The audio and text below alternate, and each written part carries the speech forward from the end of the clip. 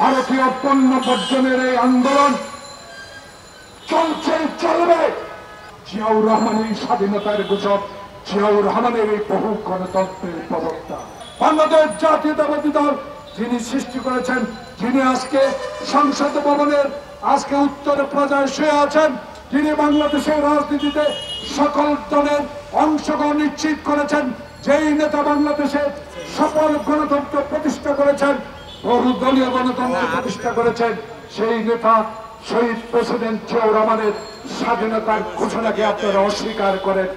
আমরা আজকে বলতে চাই, আপনারা যতই অস্বীকার করেন, বাংলাদেশের তখনকার 6 কোটি মানুষ যার গলার আওয়াজে বাংলাদেশের স্বাধীনতার যুদ্ধে অংশগ্রহণ করেছে, বাংলাদেশের এই মানুষ এখনকার প্রজন্ম ইতিহাস থেকে শিক্ষা নেবে, কোনোদিনও আপনাদের কোথায় কান দেবে না।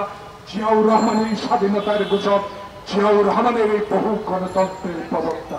তাই আজকে আপনারা যতই তাল বাহানা করেন, যতই আজকে একটি প্রতিবেশী দেশের উপর আস্থা রেখে আমার দেশের মানুষের মানবাধিকার হরণ করবেন, গণতন্ত্র হত্যা করবেন, আইন শৃঙ্খলা বাহিনীকে ব্যবহার করে বিএনপিকে নিচ্ছিন্ন করবেন, এটা হতে দেওয়া যাবে না। 1, 2, 3 ঢাকায় জমি জিতে নিন 100% ক্যাশব্যাক সহ 20 কোটি টাকার পুরস্কার। আপনারা মনে করেন না 2024 সালের 7 জানুয়ারি নির্বাচনে আপনারা জোর দখল করে সংসদ দখল করে 100 দিনের আজকে উদাহরণ আপনাদের দিতে চাই। 100 দিন পালন করেছেন, উদযাপন করেছেন। এই 100 দিন উদযাপন হলো বাংলাদেশের মানুষের পকেটের টাকা চুরি করে বিদেশে পাচার করার 100 দিন উদযাপন। আমি বলতে চাই, ভারতীয় পণ্য বর্জনের এই আন্দোলন চলছে, চলবে। কারণ আমরা আপনাদের বিরোধী নয়, আমরা আপনাদের সরকার।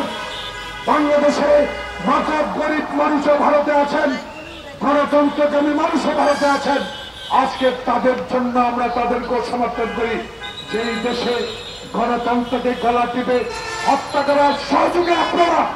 তাই আপনাদেরকে আমরা মানি না। আপনাদের পণ্য, আপনাদের অগ্রাসনের বিরোধিতা আমরা করতেই থাকবো, করতেই থাকবো, যতদিন না পর্যন্ত বাংলাদেশ এই ভারতীয় অগ্রাসন থেকে মুক্ত না হবে।